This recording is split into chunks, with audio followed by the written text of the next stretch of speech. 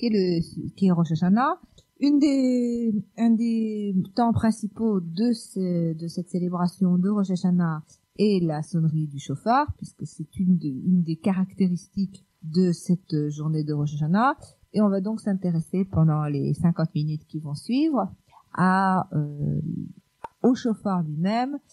comment il est, comment on le fabrique, qu'est-ce qu'un shofar, et un petit peu les sons qu'on en sort, à quoi ils correspondent, enfin donc un petit peu voir essayer de faire un petit peu le tour du shofar, si j'ose dire, et à la fin à regarder quels sont, puisque c'est une question qui doivent se poser pour la moitié au moins des auditeurs, quels sont les mitzvot des femmes, c'est-à-dire quelles sont les obligations des femmes par rapport à cette sonnerie du shofar, est-ce que oui ou non elles sont obligées d'aller l'écouter, dans quelles conditions, etc.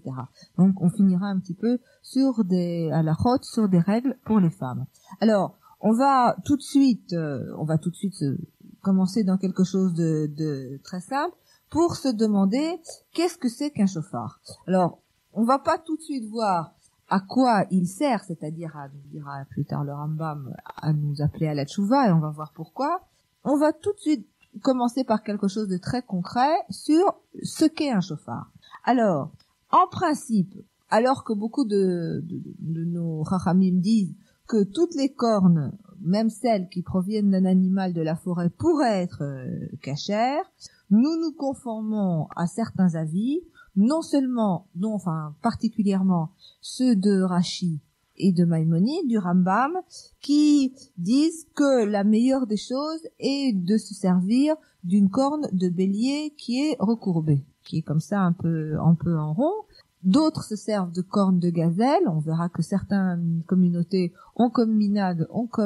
tradition de se servir d'une corne de gazelle, mais que la grande majorité des gens, la grande majorité des juifs, des communautés juives de par le monde, ont pris comme animal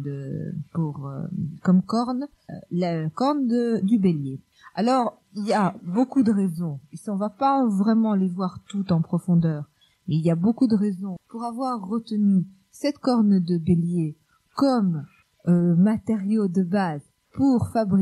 façonner un shofar pour non seulement Rosh Hashanah, mais pour les slichot au moment des louls et pour Yom Kippour. D'abord et principalement parce que nous aimons à ce moment de l'année nous rappeler du sacrifice d'Yitzhak. On se souvient ce qu'on appelle improprement en français sacrifice d'Yitzhak, ce qui est appelé en hébreu Akedat Yitzhak, c'est-à-dire la ligature d'Yitzhak, le fait qu'on est lié sur l'autel en vue du sacrifice. Et donc, on aime se rappeler de ça pour beaucoup de raisons. Bon, parce que d'abord, c'est un exemple de Kiddush Hashem, c'est-à-dire du fait de pouvoir se sacrifier en l'honneur d'Hashem, et aussi parce que le mérite de ce sacrifice nous protège, et à un moment où s'ouvre pour nous le livre du jugement, il est de bonne loi, de bon ton, de rappeler à Kadosh Baruch Hu, de rappeler à Dieu si il est nécessaire, le fait que ce sacrifice, cette volonté qu'avait Yitzhak conscient de suivre la parole d'Hachem et donc de se sacrifier, que le mérite qu'il a retiré de cette action volontaire puisse effectivement nous bénéficier et puisse nous protéger et racheter certaines de nos fautes. Ça, c'est une des premières choses. Une des autres choses, effectivement, que l'on peut dire, c'est que cette corne de bélier, la corne, donc le shofar, et cette corne est en général une corne comme ça qui est recourbée, qui fait des volutes, circonférences. Et pourquoi donc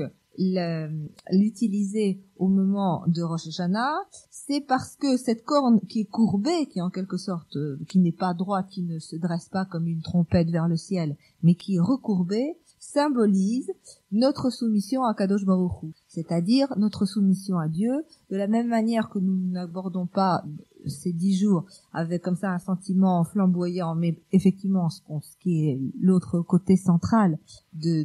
toute cette période d'Elul et des Aseret Yemei Teshuvah et des 10 jours de Teshuvah, c'est cette repentance, cette teshuva, cette volonté de revenir sur nos mauvaises actions, d'améliorer nos voies, de se conduire de mieux en mieux comme juifs. De même manière, cette forme de shofar, cette forme de corne de bélier toute recourbée, renvoie à l'attitude que nous avons en cette période de l'année par rapport à notre Créateur, c'est-à-dire un sentiment non seulement d'humilité, mais un petit peu de se faire un petit peu petit, essayer un petit peu de revenir sur ses fautes, de se les faire pardonner et de promettre que nous n'allons plus les commettre. Donc, c'est une des premières choses qu'on peut dire donc sur le shofar. En général, une corne de bélier par rapport à Akedat Yitzhak et c'est-à-dire par rapport à la ligature d'Yitzhak, par rapport à l'attitude que nous devons avoir en cette période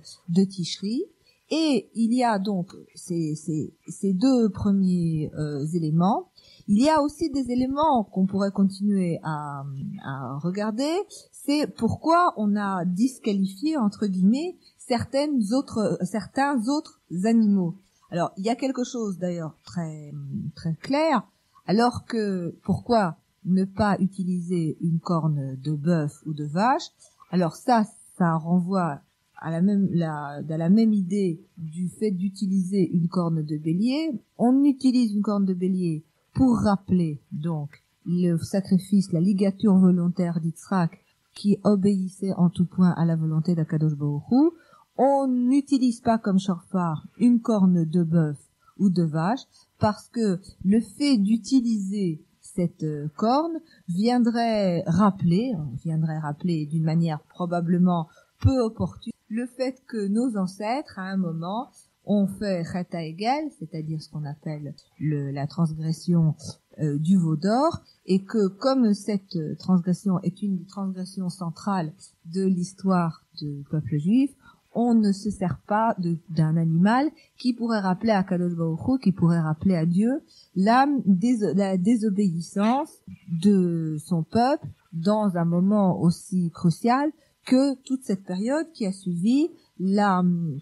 sortie d'Égypte. Comme le disent les commentateurs, le jour du jugement, on ne laisse rien au hasard et nous ne voulons pas amener nos propres accusateurs, nos propres procureurs devant la cour céleste,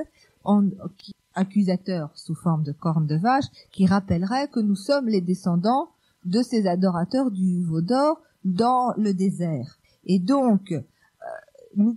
préférons nous servir d'un avocat, et cet avocat donc, c'est cette corne de bélier qui rappelle qu'Yitzhak, lui,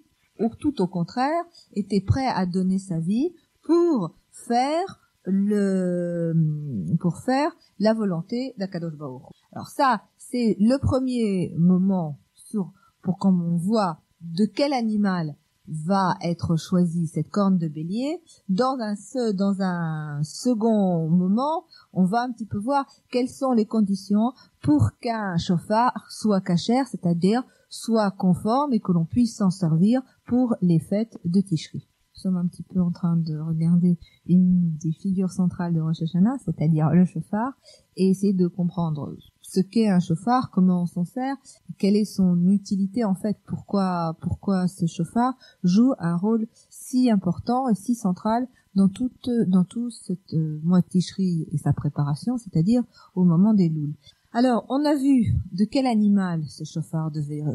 venir. Un petit peu, on s'est intéressé à sa forme. Maintenant, ce on pourrait s'intéresser un petit peu, c'est le problème de sa cacheroute. Alors, il y a des règles très précises qui ont été données, qui sont relativement fastidieuses à donner, donc je ne vais pas le faire parce que comme d'habitude, quand la halakha devient trop précise, souvent je ne la donne pas parce que ça deviendrait un peu ennuyeux pour les auditeurs. Néanmoins, ce qu'il faut savoir, c'est quand même qu'avant Rosh Hashanah, il faut vérifier que le shofar ne soit ni fêlé ni troué. Et alors, quand il est fêlé ou troué, il y a des possibilités de réparation, mais si par hasard vous avez un shofar et vous avez l'intention de le sonner à la maison ou de vous en servir et que vous découvrez donc qu'il est fêlé ou troué, il vaut mieux aller voir une autorité responsable pour qu'elle vous indique la marche à suivre pour réparer le chauffard éventuellement, puisque beaucoup de chauffarottes sont réparables, parce que bon, c'est quelque chose de très important, parce que si on le souffle dans un chauffard non cachère, c'est-à-dire un chauffard qui n'a pas de défaut, qui a des défauts, on n'est pas quitte de la mitzvah, on ne s'est pas acquitté de la mitzvah, et donc on a perdu le bénéfice de toute cette mitzvah de Rosh Hashanah, qui est le fait d'écouter le son du chauffard qui nous appelle à la teshuva. Donc, très important, vérifier son chauffard, et savoir que ce chauffard peut être cachère, même s'il est tout à fait adéquat, même s'il ne provient d'un animal qui n'a pas été égorgé selon les règles de la shrita. Alors, il y a un petit peu quelque chose à dire parce que c'est intéressant sur la signification en quelque sorte symbolique sur de quel côté sonner du chauffard. On a l'habitude de voir quelqu'un qui sonne le chauffard, donc visuellement on a des images comme ça dans la tête, mais il est intéressant de savoir et de revenir sur cette image que l'on a et de dire qu'un chauffard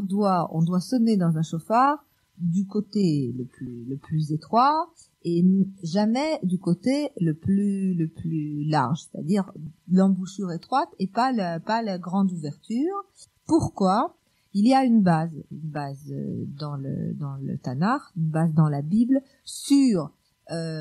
cette obligation qui dit j'ai appelé le Seigneur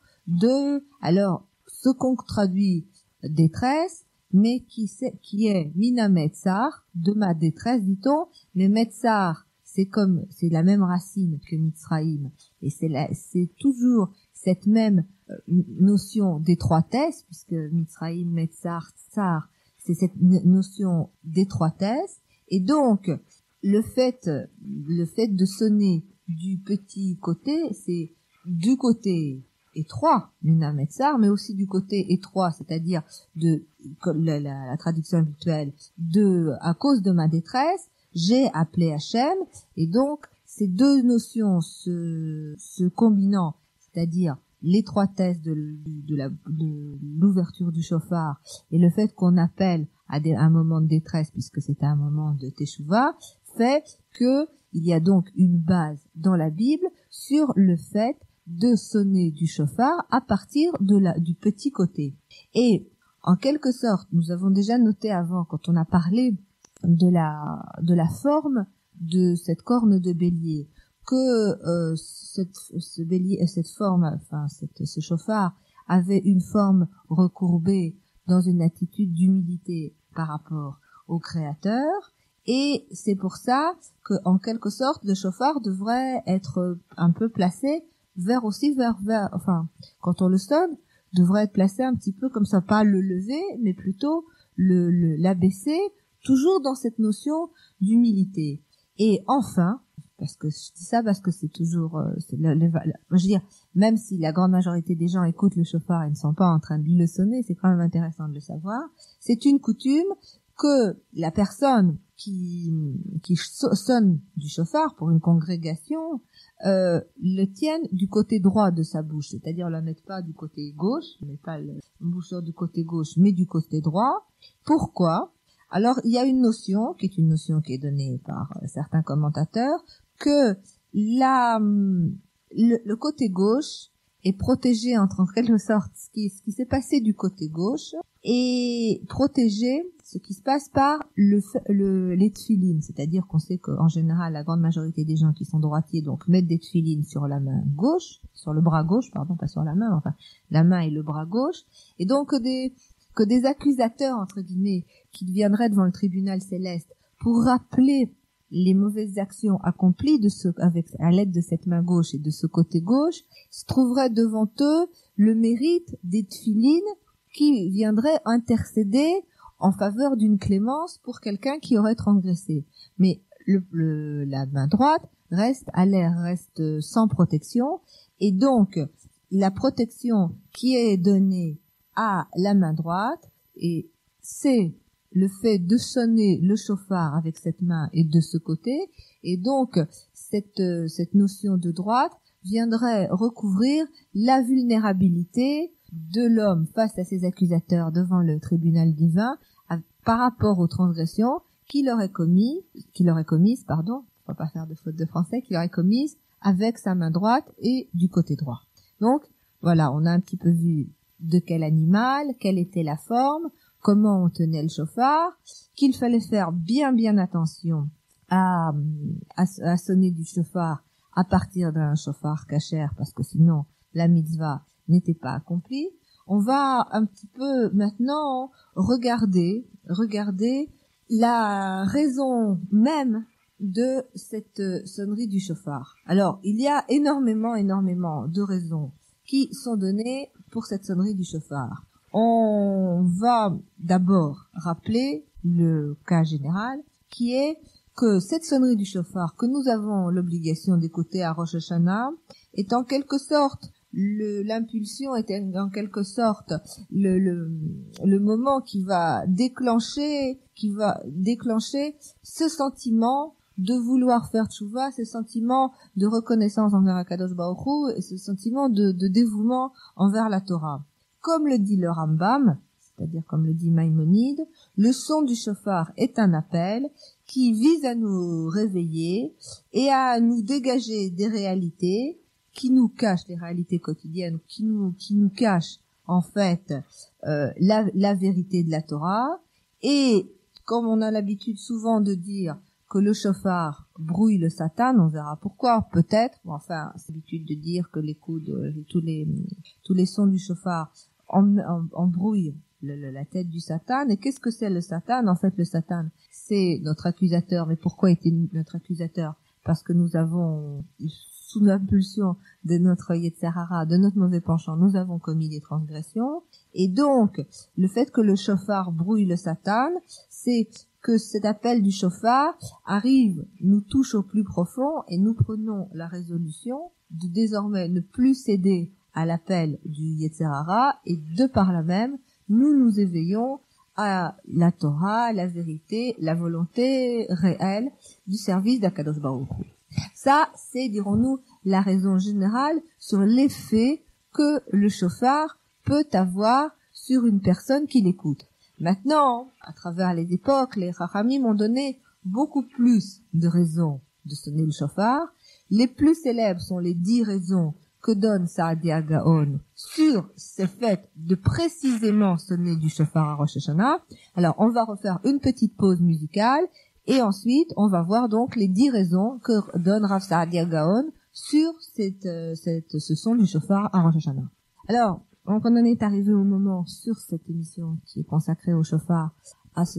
regarder les raisons de cette sonnerie du shofar à Rosh Hashanah. On a vu la raison générale qui est donc l'appel à la teshuva, comme l'a défini le Rambam, c'est-à-dire Maïmonide dans ses Hilchot Teshuva. On va voir maintenant, comme je l'ai dit avant la musique, les 10 raisons que donne Rav Saadia Gaon pour sonner donc de ce shofar à Rosh Hashanah. Bon, il faut savoir, peut-être, je le dis en passant, parce que des fois je cite des noms et puis je dis plus très bien qui c'est, il y a l'impression des fois que les gens les connaissent. Rav Saadia Gaon, c'était un grand Gaon, comme l'indique son nom, un grand Rav de Babylonie, qui a vécu entre à peu près au 9e siècle de l'ère commune. C'est-à-dire, ces dates sont 882-942. Alors, pourquoi faire retentir le shofar à Rosh Hashanah? Alors, on va voir donc les 10 raisons données. Tout d'abord, Hachem, Dieu, a terminé, a complété la création du monde le jour de Rosh Hashanah et ainsi il a achevé en quelque sorte sa domination sur l'univers. Alors, donc, comme ce moment-là, en quelque sorte, que son règne a commencé sur un univers fini, puisque c'était le jour de Rosh Hashanah qu'il a terminé la création. Et comme au début d'un règne, d'un nouveau roi, et on a l'habitude de faire retentir les trompettes devant le nouveau souverain, de la même manière, nous faisons sonner du shofar à Rosh Hashanah pour proclamer sa souveraineté, la souveraineté d'Akadosh Baruch Hu à travers le monde, et dans un mouvement double, non seulement nous proclamons la souveraineté sur le monde, mais nous acceptons, nous, sa malroute, c'est-à-dire nous acceptons le fait qu'il dirige notre vie personnelle à nous. Donc ça, c'est la première raison qui est donnée pour la sonnerie du chauffard. La deuxième est que Rosh Hashanah est le premier des 10 jours de Tchouva, de repentir, à Séré Yemé Tchouva, et que ainsi le chauffard, on sonne du chauffard pour mettre en garde les Juifs, leur disant faites Tchouva, repentez-vous, n'ayez pas de remords plus tard. Et disent des commentateurs, c'est généralement comme ça que les rois faisaient savoir leurs décrets. Ils leur disaient, on les prévenait, et encore actuellement en droit français nul n'est censé ignorer la loi, c'est-à-dire que quand il y a un décret royal qui sort, on est censé lui obéir pour pas pouvoir dire plus tard je ne le connaissais pas, je ne savais pas, je pouvais pas obéir. Donc dans ces premiers jours des 10 jours de Teshuvah, on commence par prévenir les gens, ça y est, le compte à rebours est parti. Et comment on le fait? Comme on ferait au moment où un nouvel édit royal serait proclamé, on sonne du chauffard pour prévenir la population. Troisième raison, ce son du chauffard nous rappelle que au mont Sinaï, que quand nous avons reçu la Torah au mont Sinaï, il est dit que le son du chauffard était très très puissant, et en quelque sorte, nous nous retrouvons dans la même situation qui est celle de l'acceptation de la Torah. On se souvient que nos ancêtres, à ce moment-là, quand il a été question de donner la Torah, on dit Narase Venishma, nous allons faire et ensuite nous allons écouter. Donc ce son du chauffard nous replonge dans la même expérience historique, et encore une fois, à ce moment qui est un moment de Teshuvah, nous affirmons que nous sommes prêts de nouveau à reprendre sur nous le joug de la Torah et à obéir à ces mitzvot, et que les mitzvot que nous aurions transgressés, nous allons effectivement l'année prochaine ne plus le faire. Encore raison, quatrième raison de l'Eparav Gaon, cela nous rappelle les mots des prophètes qui comparent le son, la sonnerie du chauffard, qui en quelque sorte, qui nous disent, qui nous se servent de ces sonneries du chauffard comme exhortation, et qui nous rappellent que chaque fois que nous entendons cette sonnerie du chauffard, c'est un appel, comme a dit le Rambam plus tard, à faire tchouva, à revenir, à regretter nos voies passées et à s'améliorer. Et donc, à travers tous les Nevi'im, on retrouve cette expérience, et, dit Rav Saadia Gaon, c'est une des raisons pour lesquelles nous sonnons le chauffard à Rosh Hashanah. Cinquième raison, c'est pour nous rappeler la destruction du Beth Amikdash, puisque aucune expérience n'est complète sans cette réminiscence Zecher les Khurban, c'est-à-dire sans cette réminiscence de cette destruction et de cette perte incalculable qui est la destruction du temple de Jérusalem. Et donc, commençons du chauffard nous rappelle la destruction du temple de Jérusalem. D'abord, elle nous rappelle les trompettes de l'ennemi qui attaquait Yerushalayim et qui a fini par le détruire. Et aussi, dans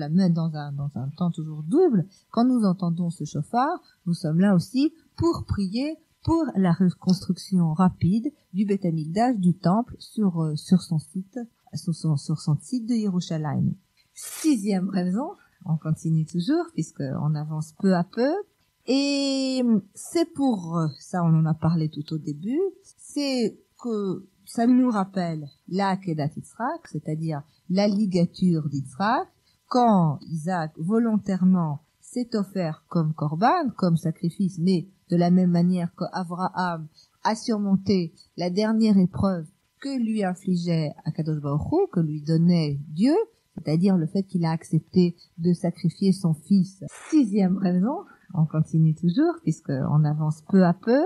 et c'est pour ça, on en a parlé tout au début, c'est que ça nous rappelle la Akedat Yitzhak, c'est-à-dire la ligature d'Yitzhak, quand Isaac volontairement s'est offert comme korban, comme sacrifice, mais de la même manière qu'Abraham a surmonté la dernière épreuve que lui infligeait Akadosh Baruch Hu, que lui donnait Dieu, c'est-à-dire le fait qu'il a accepté de sacrifier son fils,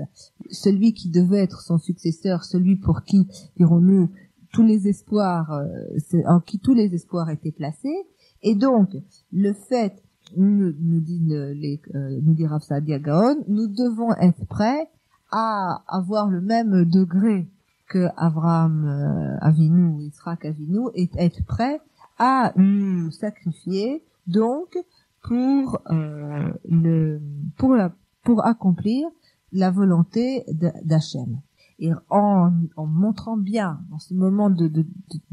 deal, en ce moment de jugement, que nous sommes prêts à nous sacrifier, nous attirons sur nous la bienveillance d'Akadosh Baruch. Septième raison. Il y a une septième raison. Alors celle-là, elle se rapproche directement du Rambam. C'est-à-dire que quand nous entendons le son du shofar, nous avons peur, nous tremblons, nous nous faisons plus petits face à notre Créateur, et donc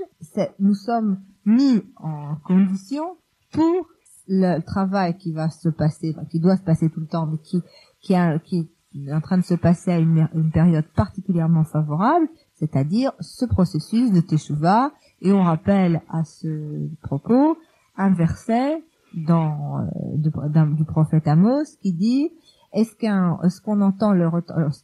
chauffard retentit dans la ville et que les gens ne tremblent pas? C'est-à-dire que donc ce son du chauffard met les Juifs dans un état de choc qui leur permet donc la tchouva. Huitième raison, et qui est que bien ce son du chauffard nous rappelle que bientôt, Bimera Beyamenu, que va venir un jour, le jour du jugement, et que au ce moment du jour du jugement, pourquoi je dis Bimera Beyamenu? Parce que ça va pas être probablement des journées faciles, mais ça veut dire que tout le processus de rédemption sera déjà bien entamé, et donc que ce jour du jugement va venir, et que il sera annoncé lui aussi par ce son du shofar. Neuvième raison, on approche de la fin. Alors ça, c'est pour nous rappeler notre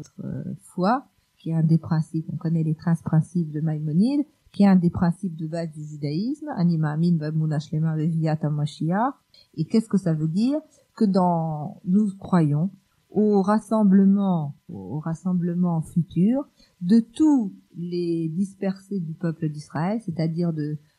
tous les exilés de notre peuple. Nous allons tous revenir, et on sait que la fin de cette dispersion va être marquée par le son du shofar. On va sonner du shofar afin que tous les exilés se rassemblent, et le fait de sonner du shofar à Rosh Hashanah non seulement nous le rappelle, mais rappelle à Kadosh Baruch Hu que nous avons envie, nous attendons avec une grande anxiété, et nous voudrions bien que vienne au plus vite ce jour de la rédemption où les exilés vont se retrouver tous ensemble. Dernière raison, 10e raison, c'est affirmer qu'il y a un autre principe de foi qui est Triyat HaMetim, la résurrection des morts. C'est-à-dire que nous affirmons aussi par ce son du shofar que nous croyons à la résurrection des morts. Et pourquoi le lier au son du shofar? Parce qu'il y a un pasouk, il y a un verset dans Ishayahu qui dit: tous les habitants du monde, et vous qui êtes sur la terre, quand un emblème est monté sur la montagne, vous verrez, et quand vous entendrez le son du shofar, quand le shofar retentira, vous entendrez. Et ça, c'est le pasouk qui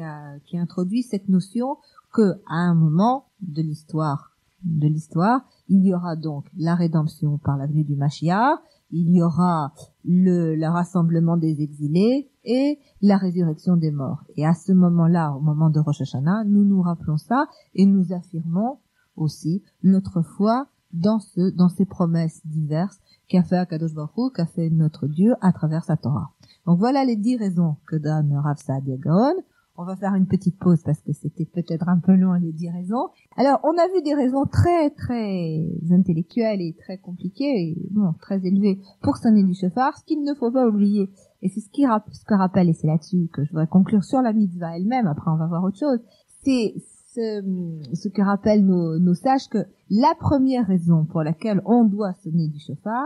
et on retrouve dans la Gemara Rosh Hashanah, qui est parce que la Torah nous l'a indiqué. Alors je l'ai gardé pour la fin, mais c'est vrai que cette sonnerie du shofar est basée sur plusieurs versets de la Torah, et que donc la mitzvah, elle est directement d'Oraïta, c'est-à-dire directement on la retrouve dans la Torah, et que la principale chose qui justifie cette sonnerie du shofar et le fait que nous devions l'écouter, c'est parce que la Torah nous dit le 7e jour et le jour du mois, c'est un jour de sonnerie du shofar, et comme on dit beaucoup de Rabbi Chamim, c'est la principale raison, c'est le fait d'obéir à la Torah. Donc que quand nous écoutons le shofar, c'est le fait, cela implique le fait que ce que nous devrions faire principalement, c'est nous concentrer pour accomplir la volonté de notre Créateur. C'est-à-dire, c'est une mitzvah qu'il nous a donnée, c'est pour ça que nous la faisons. Toutes les autres raisons que j'ai données sont des raisons tout à fait valables, puisque c'est donné par des chachamim qui ont réfléchi sur la question. La principale raison sur laquelle c'est pas la peine d'aller chercher midi à 14h, c'est quand même que la Torah nous a donné dans plusieurs psukim le fait d'écouter le shofar à Rosh Hashanah, et donc c'est ça qui est la mitzvah. Et d'ailleurs, il y a un commentateur qui s'appelle Rav Shlomo Hakohen de Radoms, qui a donné un commentaire et qui a dit, qui a repris un verset des Teilim, des psaumes, et qui dit souffler du shofar à Rosh Hashanah parce que c'est un décret pour Israël et un jugement pour le Dieu de Yaakov. Alors, le mot hébreu pour décret, c'est-à-dire chok, est en général utilisé quand la raison des lois de la Torah n'est pas révélée, et le deuxième, mishpat, est un mot utilisé quand on peut trouver une raison rationnelle à une mitzvah. Donc, en quelque sorte, la mitzvah du shofar est un chok l'Israël, c'est-à-dire c'est un décret, qu'on comprenne ou qu'on comprenne pas, il faut le faire, et Dieu dans ces cas-là n'a pas révélé les raisons de cette volonté, mais comme nous sommes certains que dans sa grandeur et dans Akadosh Baruch Hu, c'est mishpat, c'est-à-dire c'est un jugement, ça veut dire que ça a une base rationnelle pour exister. Bon, ça c'est ce que je voulais dire. Je voulais encore dire une chose, il faut que je retrouve dans mes notes parce que c'est pas toujours facile. Il y a encore quelque chose qui explique mieux, et on va peut-être finir là-dessus. Je sais pas si j'aurai le temps de parler des femmes parce que finalement, comme d'habitude, je parle beaucoup et le temps passe. Mais il y a quelque chose donc qui est quand même une belle chose à citer pour faire réfléchir à cette mitzvah de Rosh Hashanah. Les rabbanim se sont posé la question. Dans le fond de son cœur, vraiment le très fond de son cœur, qu'est-ce que l'on trouve dans le cœur d'un juif? Et ils l'ont symbolisé par une très belle Mishnah. Il y a une Mishnah qui discute le cas d'un animal qui s'appelle Kelev Yam, le chien de mer. Et on se demande, est-ce que ce chien de mer, il obéit aux lois des animaux qui vont sur la terre, puisqu'il va aussi sur la terre, ou est-ce qu'il obéit aux animaux aquatiques? Alors, la Mishnah dit que, étant donné que dans les moments de danger extrême, ce Kelev Hayam, ce chien de mer, il se sauve de l'eau pour se réfugier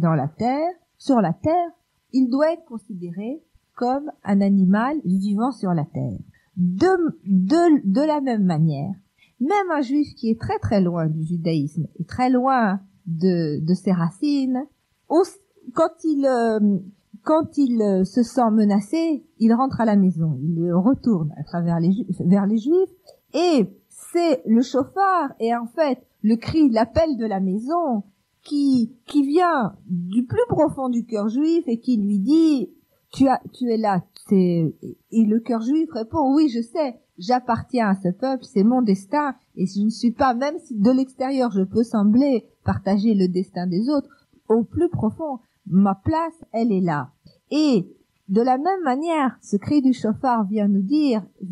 rappeler que Hachem nous appelle aussi et nous dit, vous qui êtes loin, la porte elle est toujours ouverte, c'est votre maison, c'est là où vous devriez être, même si pour des circonstances extérieures ou diverses raisons, vous n'êtes pas encore là, la porte est ouverte, revenez. Et c'est pour ça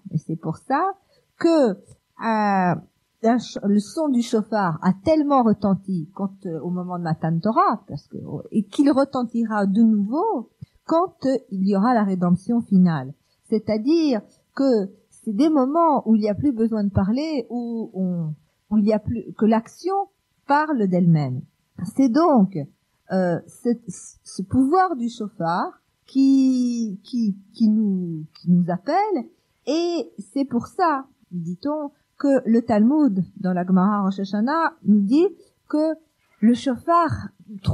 embrouille le Satan. Pourquoi? Parce que le son du chauffard du temps messianique, celui qu'on entendra Bimera Mienmenu quand Mashiach viendra tous nous chercher, sera les cris de tchouva intérieurs, profonds, de toutes les générations que le Satan aura cru qu'il avait séduites, mais qui dans le fond de leur cœur savaient qu'ils étaient juifs et n'avaient qu'une volonté profonde finalement, et qui était de retourner vers la Torah. Et donc, ce son du chauffard, il nous appelle parce que comme le chien de mer, quand il y a des moments de danger, les Juifs retournent vers leur peuple, les Juifs se retrouvent vers la Torah, se retrouvent ensemble. Et donc, nous sommes le peuple de la Torah, puisque les moments de danger le prouvent, comme le montre le Kelev Hayam. Et ce son du chauffard n'est que cette expérience qui ne parle pas comme au moment de Matan Torah ou comme au moment de la rédemption finale, où les cœurs sont soulevés par une force qui peut-être les dépasse, mais se retrouvent là où ils auraient toujours dû être, c'est-à-dire au sein du monde de la Torah. Alors, j'aurais voulu, mais il est déjà 11h56, j'aurais voulu parler des mitzvot, des femmes qui sont liées à ce jour, parce que c'est un problème de savoir si les femmes ou non ont l'obligation d'écouter le chauffard. Alors, je vais essayer de le faire très vite, parce que c'est un sujet très long, et bon, je pourrais pas regarder tout. Il faut savoir que, a priori, elle devrait en être dispensée, puisque c'est une mitzvah qui est liée à un temps précis, que néanmoins, la grande majorité des femmes ont pris sur elles le fait d'écouter le chauffard. Alors, est-ce que oui ou non, elles en ont l'obligation? Pour certaines autorités, comme certaines autorités comme Rav Akiva Eger par exemple, une femme qui a l'habitude d'écouter le chauffard tous les ans, c'est comme si elle avait fait un éder, un vœu, et que donc elle est en fait obligée de le faire, sauf si elle annule ce vœu la veille de Rosh Hashanah. D'autres sont plus, dirons-nous, chez les Sfaradim, sont un peu plus coulants, c'est-à-dire, enfin, si j'ose dire, et disent que, par exemple, le Ben Ishra, le Or HaChaim dit qu'il n'est pas nécessaire qu'une femme annule son vœu si elle ne peut pas écouter le chauffard à Rosh Hashanah un jour ou l'autre. Donc, il y a comme ça une halakha qui n'est pas claire. En général, on sait que les femmes ont pris sur elles d'aller écouter le chauffard. On sait que ce n'est pas complètement obligatoire étant donné que la mitzvah, elle est liée au temps, qu'il faut en général se faire comme, dirons-nous, le Rav de sa Keila, comme le minag de sa Keila le veut, que selon, encore une fois, les minagim, il faut faire Atarat Nedarim, c'est-à-dire dire que si on ne peut pas y aller, refaire l'annulation d'un vœu pour certains minagim. Pour certains minagim, il ne le faut pas. Néanmoins, ce qui est sûr, c'est que les femmes, en général, ashkénazes, en grande majorité, pour leur ensemble, font la bracha, la bénédiction, avant d'écouter le son du chauffard, que les femmes ashkénazes, selon Sfarad, en général ne la font pas, mais qu'il y a quelques exceptions qui ont permis aux femmes quelques grands décisionnaires Sfarad qui ont permis aux femmes de la faire, il y a des exceptions, et donc, dans il aurait fallu en parler très longtemps, et c'est pour ça que je veux pas rentrer trop, parce que j'ai pas le temps, rentrer trop dans les détails. Donc, pour ce qui est de l'obligation d'écouter le chauffard, on dit plutôt oui, avec exception. Est-ce qu'il faut faire Atarat Nedarim si on ne peut pas y aller? Plutôt non, mais il faut demander. Tout ça, c'est à demander au Rav de sa Keila. Et troisième question à demander, quand on est Ashkenaz, mais quand on est Sfarad, si oui ou non le minag de sa Keila veut qu'on fasse la bracha avant d'écouter le son du shofar. En général, non. Mais il y a quand même de grands décisionnaires Sfarad qui ont dit oui. Donc, il faut poser ces trois questions pour pouvoir accomplir la mitzvah de la manière la plus cachère possible. Alors voilà, il est 11h59, j'y suis arrivée. Je vous souhaite Shana Tova, et je vous retrouve dans 15 jours, juste la veille de Yom Kippour, où bien entendu, on parlera de l'actualité du jour, c'est-à-dire la tchouva.